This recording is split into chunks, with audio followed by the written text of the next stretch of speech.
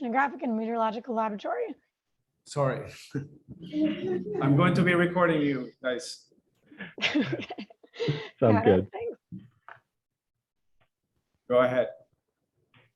So I want to start with some of the key takeaways from the presentation, things we'll hope you'll get from this. First, NOAA uses ecosystem indicators to track the status and trends in ecosystems in the waters of the United States at multiple scales, multiple temporal and spatial scales, like we talked about before.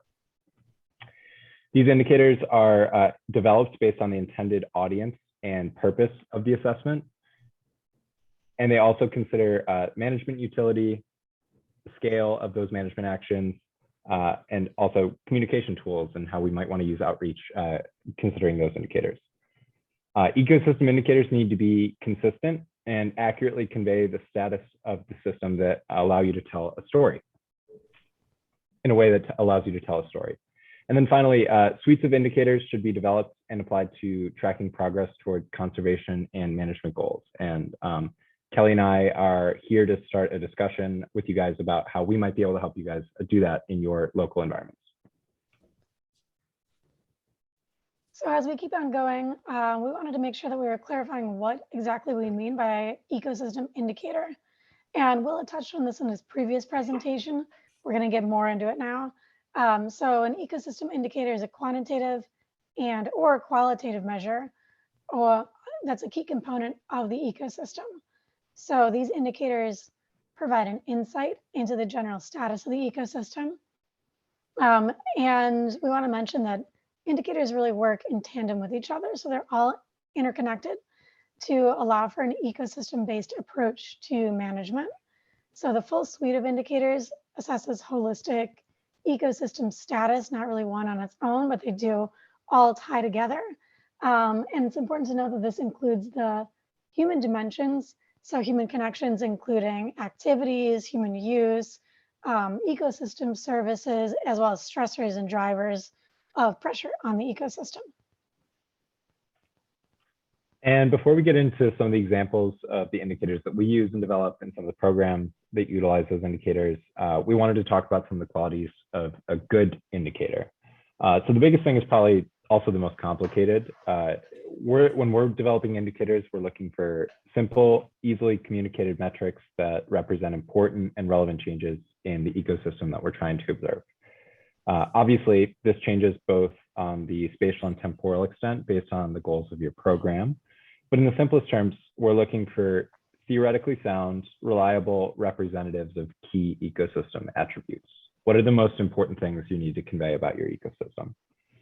Those attributes should then be easily boiled down into a summary that explains the what, the how, and the why that a broad audience can understand. The next bullet here is about spatial and temporal resolution. That comes back to what I was talking about before.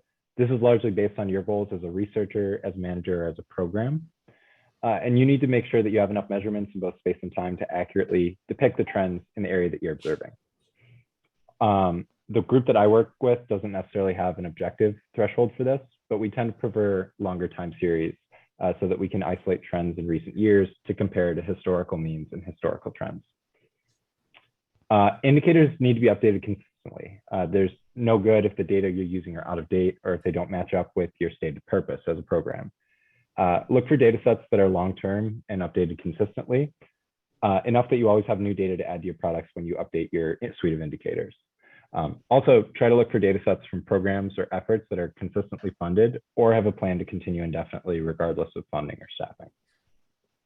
And then finally, there's the signal to noise ratio. So you want your indicators to mean something. And this seems simple, but it's actually somewhat tricky. Each indicator should have a slated niche in the environment that you're trying to represent and should differ from other indicators that you're presenting. Each indicator should have an understandable signal that you're trying to identify. So for example, you should be able to have a good sense as to what impacts you might be seeing if this indicator is trending up or showing a historically low value. So now we're going to talk a little bit about some of the programs that we have here at NOAA that utilize the indicator concept and how they differ from one another. So with different scales of programs or of management entities, there come different levels of complexity. So it's important to note the scale as well as the intended use, as well as the audience. So in this slide here, we're trying to demonstrate that as the scale gets larger, the complexity should get lower. And of course, the reverse is true. If you're getting to a more specific, well-defined, local geographic scale, the complexity can be higher to make sure that you're picking up on that, correct ratio of signal to noise. And again, so we've got examples of 3 different assessment types that we'll explain further here at those different geographic scales and different levels of complexity. And I do want to note here that, like we said, it's important to think about scale, intended use, but also audience. So the intended audience for your indicator suite affects the indicator selection, the questions that are being answered, the specificity, and as well as the methods of communication. So after you've done that assessment, your plans for how you're going to communicate that and how it can best be used to fit that audience are super important, and that will change with scale. So we're going to now share examples from these different scales and talk about, the uses in the intended audience with each as well.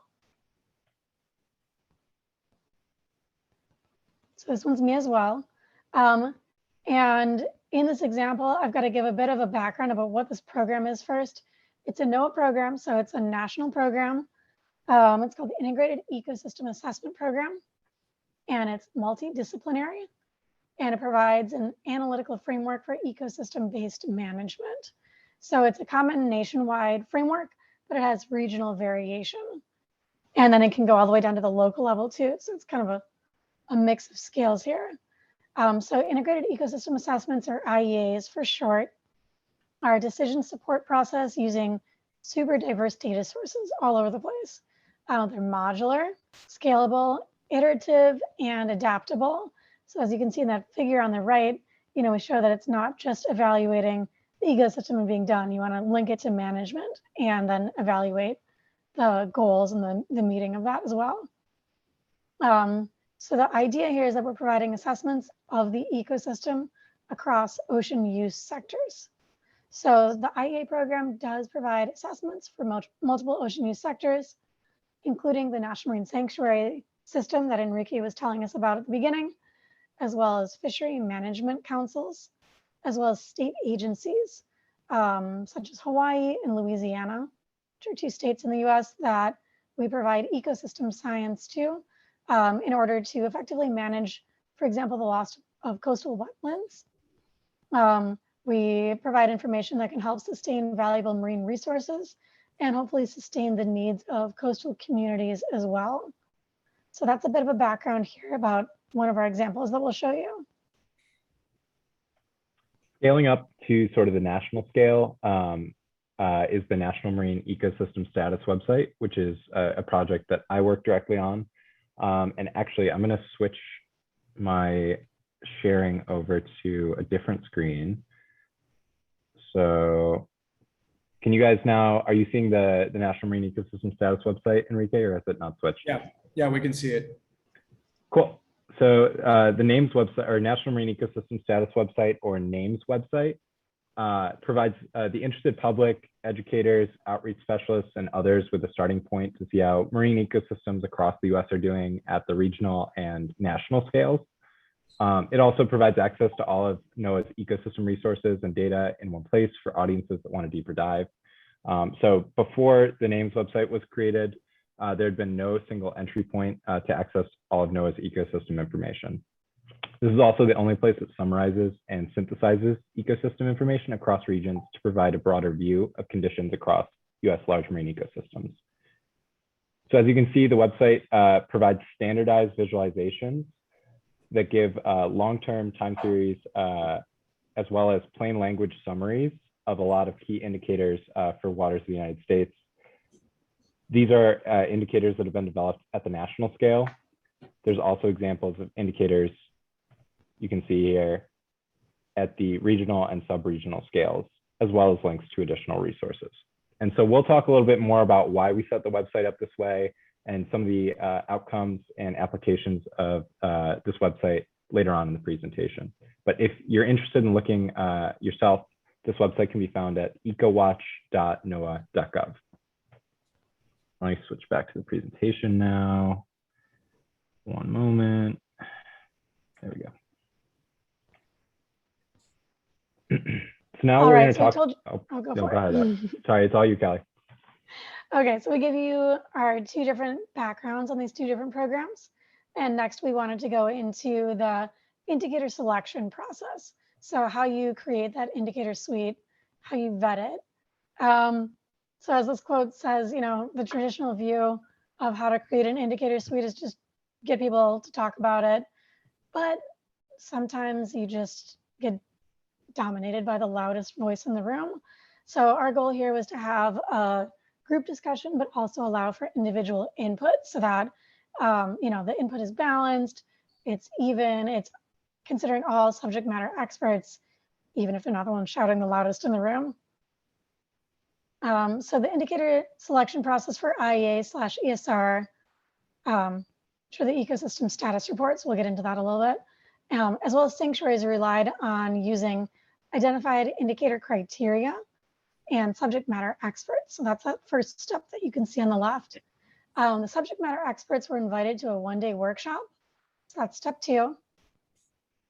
That was sometimes in person for one project, pre-pandemic, and then post-pandemic, they've been virtual, unfortunately, to brainstorm potential indicators that fit these decided upon and developed indicator criteria, as well as identify appropriate data sources, and then matching these indicators to specific management goals, as well as discuss, you know, what might be missing.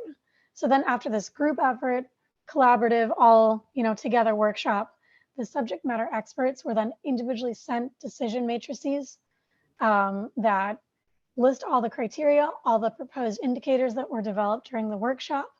And, you know, that creates a matrix, so we call it a decision matrix. That then allows them to score each potential indicator according to its agreement with the agreed upon criteria, including management goals. So once all individual decision matrices were collected and aggregated and scored, the top scored indicators, you know, that rise to the top, were then selected and included in the specific indicator suite. This suite was then vetted by the subject matter experts, as well as the relevant management partners for what we call a final gut check, just making sure it sits well with everybody, making sure it makes sense, and again, checking for, you know, partner buy-in, subject matter expert last input. So that was our process for, you know, the general IEA approach. Conversely, at the national scale, when we're considering indicators for the NAMES website, we don't have any strict requirements or a dedicated process like the IEA program. Rather, we use loose criteria that are used as a guide to measure each proposed indicator on its own merits, and we invite others within the agency, visiting researchers, and the interested public to propose indicators for us to consider each year.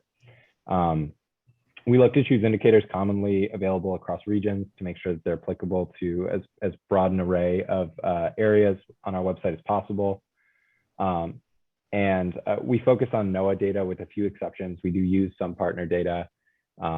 It comes back to a lot of the things that I mentioned in the remote sensing presentation. We're looking for data that's readily available and quantitative. We're looking for indicators that are different from what we already host on the site and sort of fill a specific niche within our suite of indicators. And we want data that's updated on a regular basis with a minimum of once per year preferred. Most of the data that we host on the website are long-term time series that are longer than 10 years generally, and are likely to extend forward for the foreseeable future. So this last slide is just comparing those two different approaches for indicator selection and vetting. The condition reports and the ecosystem status report approach used one-day workshops with invited subject matter experts. And then, so that was the, you know, the group kind of qualitative discussion, and then individual decision matrices for a more quantitative approach for scoring the proposed indicators according to established criteria. Whereas the National Marine Ecosystem status website approach used one-on-one consultation and advice from subject matter experts, and then also relied on end user feedback, including surveys and presentations, to figure out which indicators can and should be included. So now that you guys have a better sense of what we're talking about when we talk about indicators and the processes and criteria that we use to select our indicators within NOAA, we'll spend a little bit of time now talking about applications of indicators and sort of how they've been used, both by end users within and outside of the agency. So starting with the National Marine Ecosystem Status website, if you think back to that slide that we had about the scalability of indicators and the indicator suites that we developed within NOAA, you'll remember that the National Marine Ecosystem Status contained the simplest indicators and at the broadest spatial and temporal scales. And so for that reason, the reason being that we host those indicators at those broad temporal and spatial scales is because we're not aiming to directly apply our indicators to management or scientific efforts per se. Rather, a lot of the reporting that we're doing is going towards things like education and general information for interested public and politicians, people who might not have a strong scientific background, working with our science communication partners within NOAA to track high-level status and trends of key data sets within waters of the United States. And then moving into high-level reporting, things like national climate assessments or some of these really broad-scale reports that NOAA puts out. Those are the types of end users that we're looking for when we're developing these really coarse spatial and temporal indicators. So I also wanted to give some examples for how indicators are used in this other tool that NOAA does called Ecosystem Status Reports, and how that directly applies to fisheries management. So this is a regional level indicator, which is a tool that we work on. Again, it relies on indicators and indicator selection, but it specifically applies to ecosystem-based fisheries management. So these products are a source of science information used by fishery management councils, which is something that's used in all US regions, but their applications are differently applied in different regions and different councils. For example, this tool, this ecosystem status report that includes indicators, provides regular science context for decision-making for one region, while another region uses it to apply to single species quotas set in an ecosystem context, to linking indicators to specific management objectives. And this approach is something that the IEA program does to create ESRs on different time scales as well as different regional scales. And these often include things like essential fish habitat, which is a designation that we use in our coastal areas, spatial and seasonal closures to fishing that also do actually act as de facto marine reserves. So I thought that might be interesting to the group as well. And when we share this presentation after this, we'll share a link to it or whatever you prefer, Carol. And these are all actually live links if you want to learn more about these specific examples. One other example that we wanted to provide before we sort of start to wrap up the presentation, one other endeavor that we're going about right now is developing indicators for wind energy siting in the Gulf of Mexico. And this is an example of an indicator development activity that's partially connected to the IEA, but mostly sort of not program specific. And I wanted to throw this in there just to say that when you are going about developing indicators or baselines of indicators, it doesn't necessarily need to be tied to a specific end year report or under the umbrella of a large program.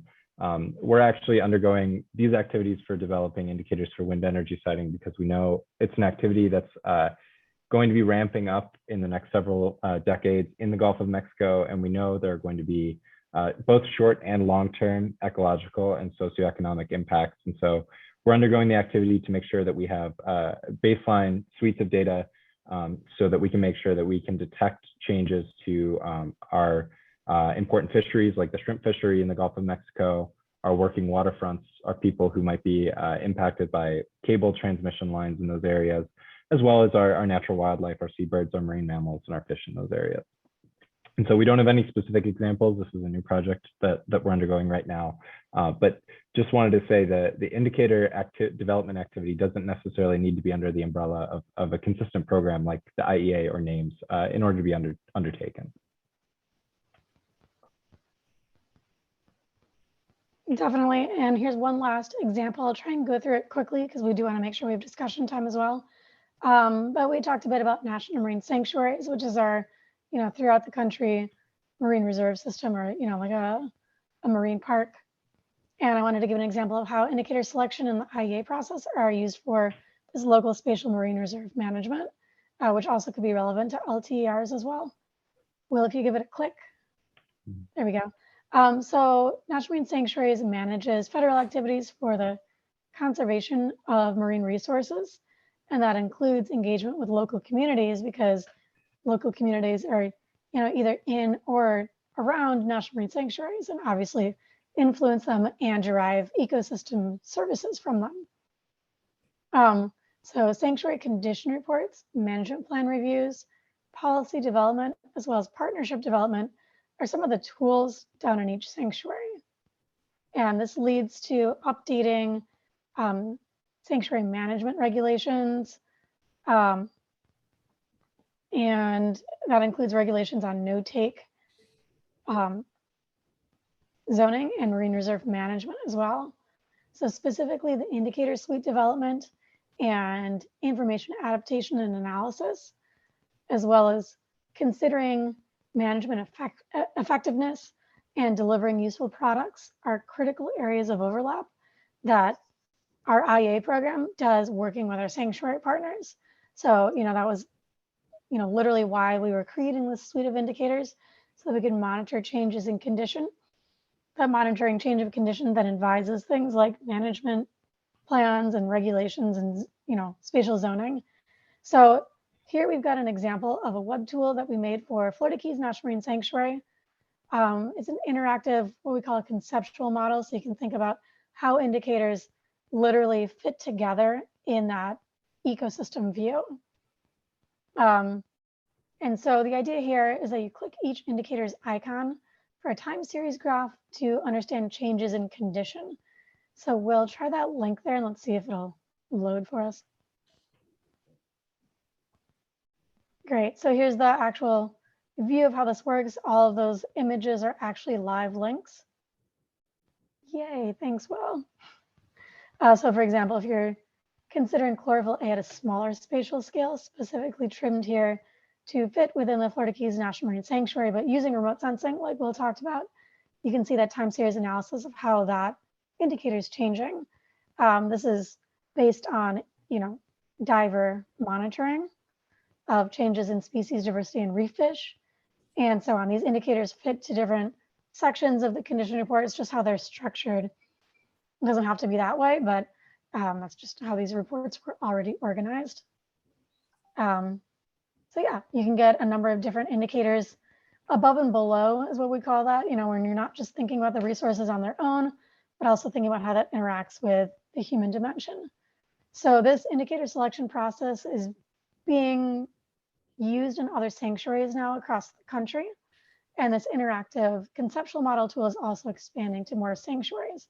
So we'd love to talk about if you want to use this kind of approach for, something in your neck of the woods, since we've applied it to different areas, different kinds of resources, different communities, things like that. And our next step here is to do analyses that inform management effectiveness, as well as, products relating to tracking progress.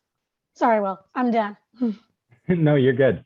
And I'm going to speed through this so that we have enough time for a couple questions at the end. But the purpose of this slide is to show that even though we have a suite of different programs that have suites of indicators at multiple temporal and spatial scales within the agency, we do work together throughout programs to make sure that we have consistency between our indicators. And so there's examples of some data sets that we have displayed at all of our scales, like sea surface temperature and chlorophyll A.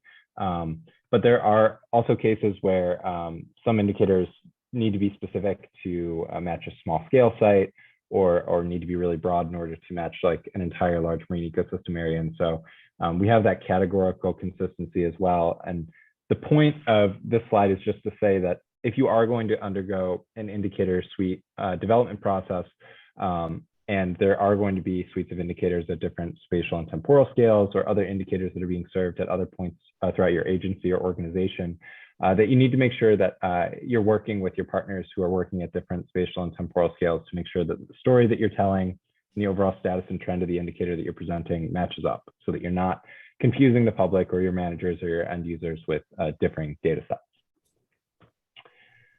So a couple of recommendations before we open it up for questions. If you are going to undergo an indicator development process, the biggest thing for me is and always has been scale and specificity of the indicators and the data sourcing for the indicators that you're trying to develop. So first, assess your needs as a program or as an organization. Try to figure out what it is, the process that it is you're trying to observe, and work from there to make sure that you have data that fits the scale of the question that you're asking. Also consider who and how the maintenance data stream for monitoring will occur regularly. So making sure that the data that you're using to inform your indicator is updated regularly, and that the temporal resolution of that data matches up with, like I said, those processes that you're trying to identify. So moving on to management partners, I would recommend that you're sure that you define management goals and objectives of projects, of spatial management, of the program, whatever. Just define those goals and objectives super clearly. You understand why things are happening, so that you can be sure to, implement that in your indicator selection process. And then, of course, be sure to reassess as the project moves on and progresses and evolves, to make sure that that indicator suite is accurately measuring the goals and objectives of the project entirely.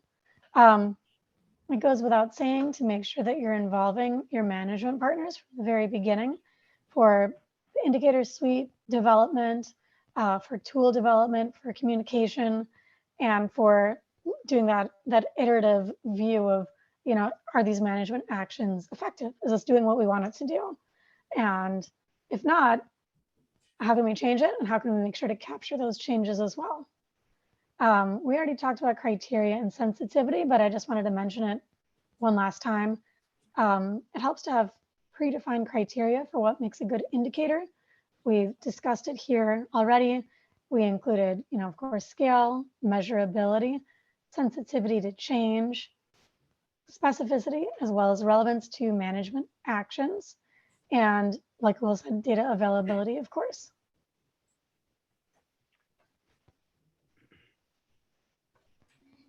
So again, here's our takeaways from this. I don't want to spend too much time on it, but defining the conservation goals and objectives, what indicators are, that are developed based on the intended audience and purpose, considering scale, utility, and communication.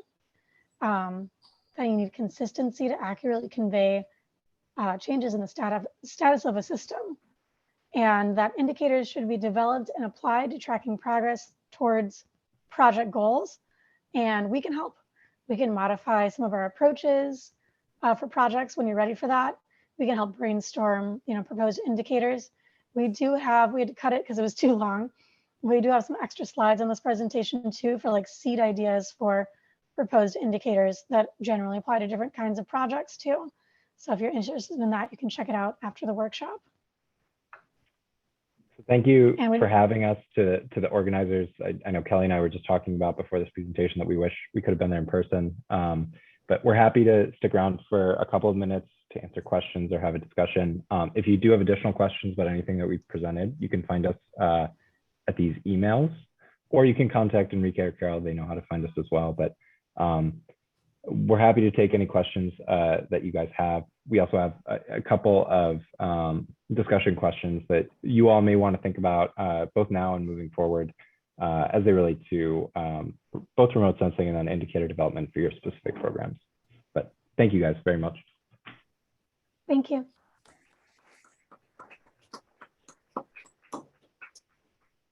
Thank you very much, Kelly and Will. This was really great. I'm very happy to see this set of recommendations and possible questions that we can ask ourselves to see how we implement some of these elements of the framework that NOAA is implementing, and perhaps if those are applicable for Brazilian cases, right? So now I'm going to open up the session for questions for you to ask them. How do you see indicators being implemented as part of the technology program here in Brazil? If that's feasible, if there are some of these approaches that could lead to similar implementations in other programs.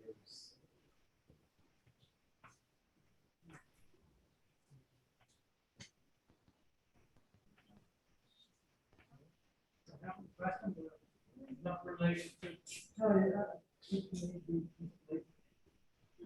want to share now? I would like to, first of all, consistency. Many times they call about privacy or aspects or indicators. I would like to see like a standard error around those lines. That like every decision making has an important dimension that is correct. Are looking for an effect or an impact, and it would be really nice to have error bar around all those estimates. It's very useful to go to every decision. That's an excellent point. I don't know if you guys had had a chance to hear Andre asking his question, or Andre is basically wondering about uncertainty of these indicators and whether there is consideration for the range of variability of these indicators across some of these very large regions, and whether this is something that can be included as part of this indicator suite. That is a great question, and I can take a first shot at it and pass over to you, Kelly, if you have things to add from your IEA experience. With the national scale indicators, that is, it's a great consideration actually, is the variability and the error in the data sets, especially when you consider the fact that a lot of these indicators are annual means or median values that are either interpolated or summarized over large ecosystems, like you said. It basically just comes down to the end use for the indicators. And so with the National Marine Ecosystem Status, what we're trying to communicate really is really these very basic trends in things like sea surface temperature and chlorophyll to broad members of the public. And what we try not to make very grand statements about what's happening necessarily. We're simply objectively reporting the trend, increases, decreases, and the value of these things.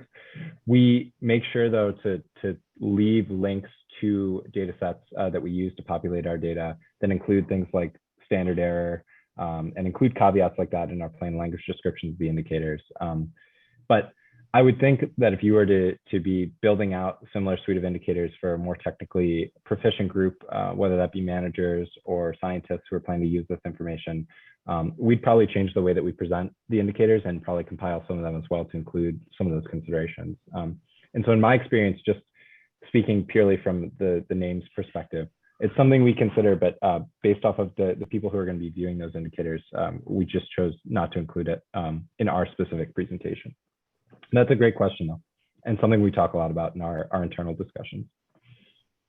And I did want to add that conversely, on the National Marine Sanctuary scale, which is local, there's still the concerns about variability and standard error in the data sets. But since it is time series data too, you can see if there's any super strange anomalies. And we have updated our figure code, if you're interested in our figure code, to include error bars as well for our data that advises our regional fishery management councils.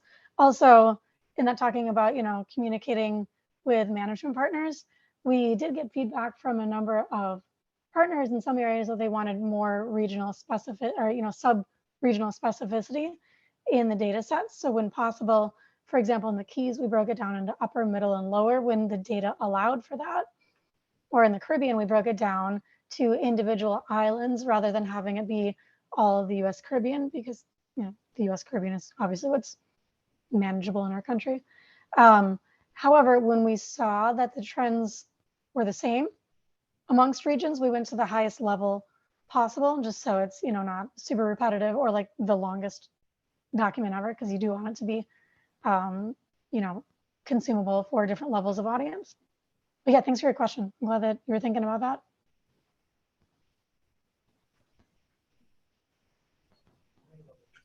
Go ahead. Feel free to.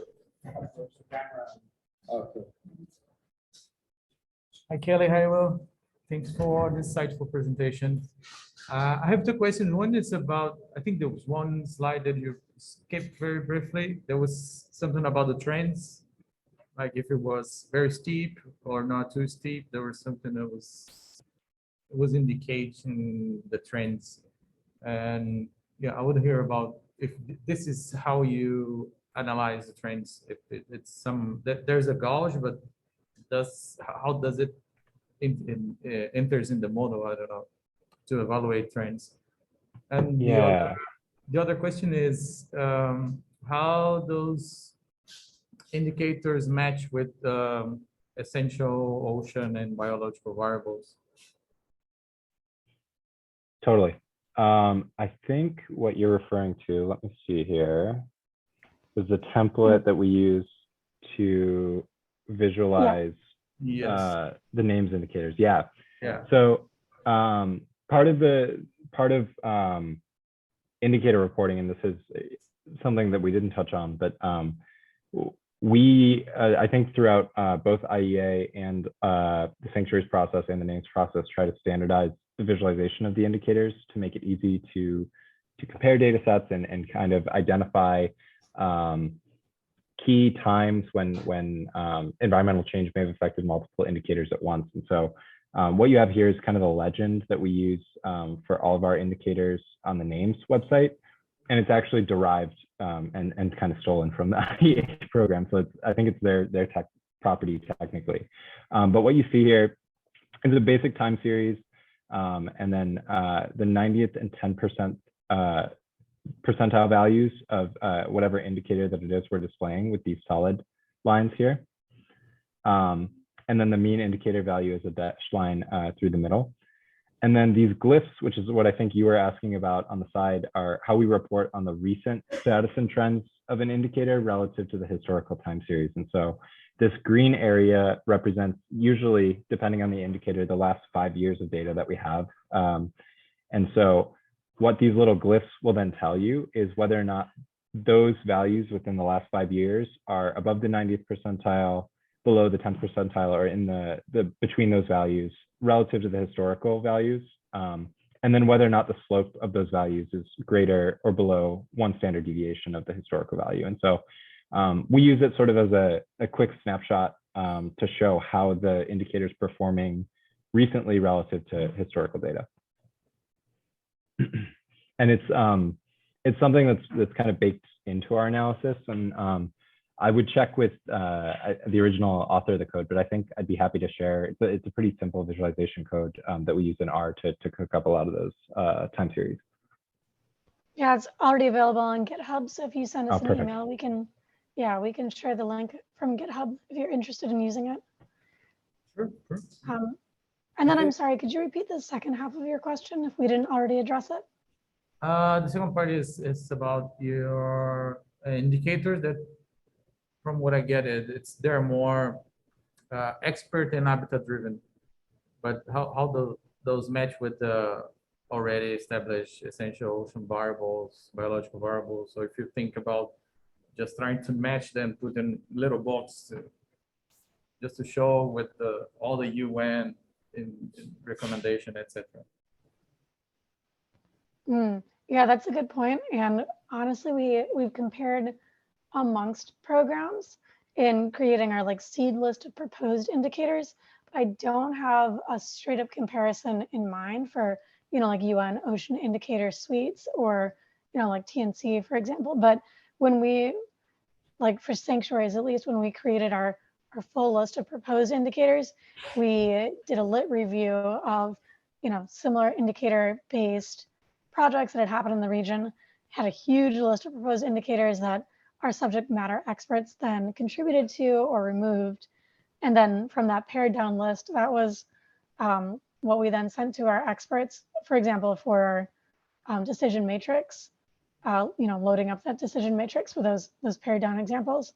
But yeah, no, I mean, I like that you're thinking about other examples so that you're making sure that you're including the right proposed indicators for your experts to consider. Sure. Yeah, and I'll just add for names, we draw from the essential ocean variables list sometimes when we're considering new indicators to add. But largely our decision making and our reporting on indicators is driven by the data availability and the scale resolution of the data that we have in the specific area that we're trying to report on. And so there are lists of indicators on the essential ocean variables list that we're aware of that we would love to include in the suite of indicators. And it's just that we either don't have the observational capacity or the bodies to work on that type of data to provide high enough quality data to create an indicator necessary to put up on our website. It's not that those things don't exist. We're often considering them, but it's just that for whatever reason, we haven't had the ability to add it to the website yet. But great question. And I think moving forward with America the Beautiful and some of the other things that we have moving forward at the federal level, where we're going to be sort of taking stock of the data that we have in the waters of the United States. I think we are taking inventory of a lot of the indicators and data sets that we've used to create those things and cross-referencing them with sort of our international partners. But I'll second what Kelly said. Great line of thinking with that. And it's a great place to start if you're thinking about developing a suite of indicators for your program, because like I said, they've done a lot of the legwork already. Thanks.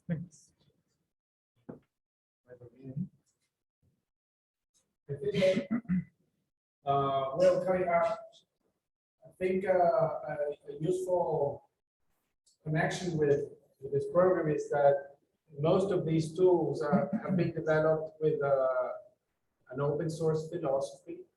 And for example, if you are interested in developing these interactive infographics, you can click on different components of the ecosystem, and then they will display a time series of indicators associated with those either habitats or species of interest.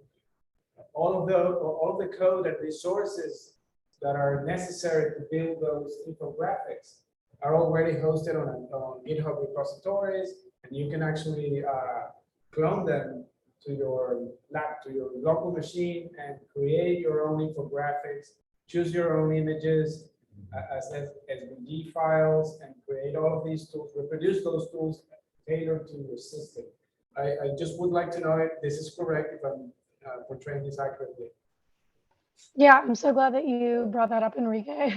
Yeah, the code to make that clickable infographic for the Florida Keys, for example, is available on GitHub, and it's called Infographic.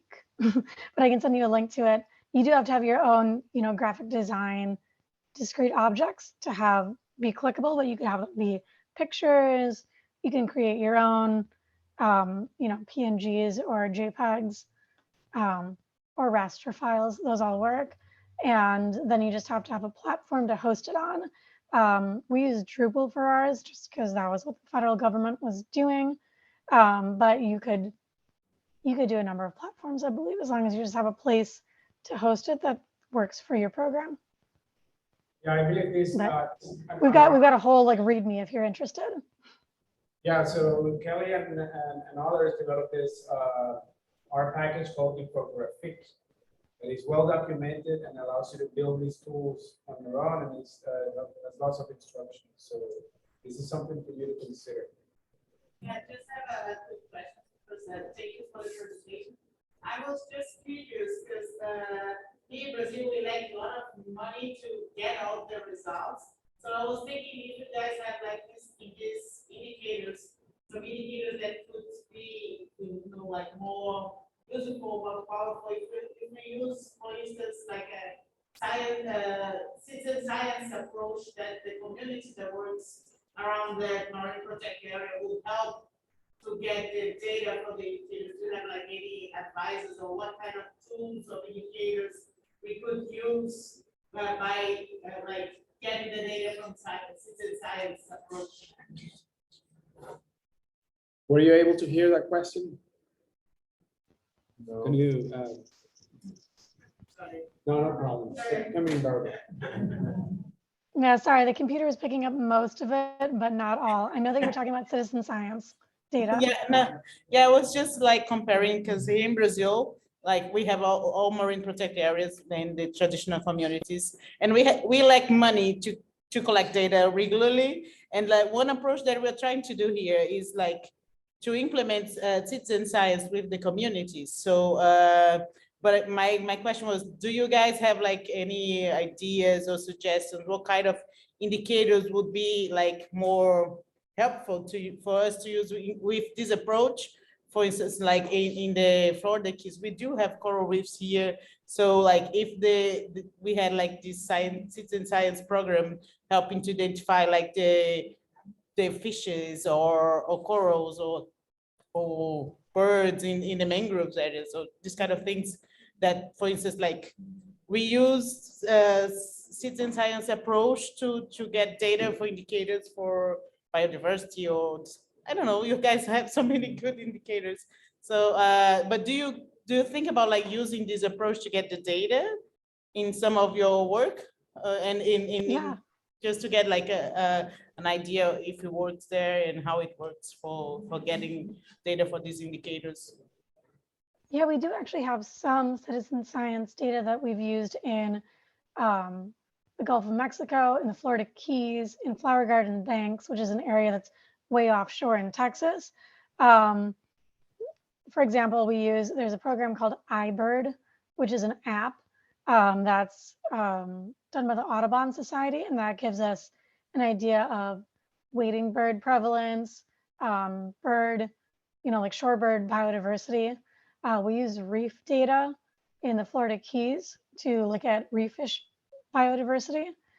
We use iNaturalist in a number of sanctuaries, which is citizen science-based reports of just, looking at species diversity as well.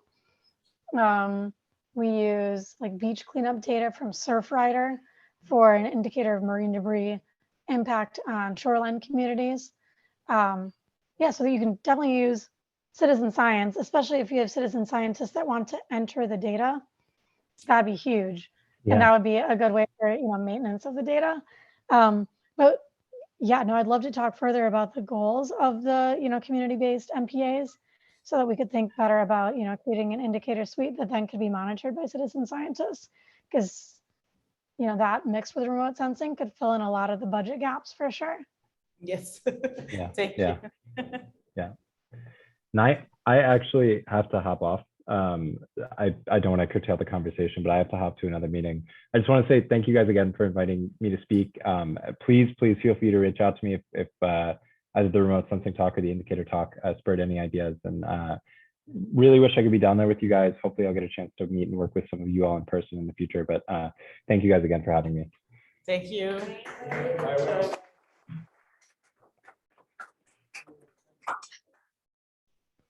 And I can either take a couple more questions, or if you want to move on in your agenda, I know we're behind schedule already. So just let me know what you want, Enrique. No, I think we're ready to wrap up unless someone has one or two questions, but if you feel free to approach the computer and ask Kelly directly, don't be shy. And yeah, we'll make the slides available to you all.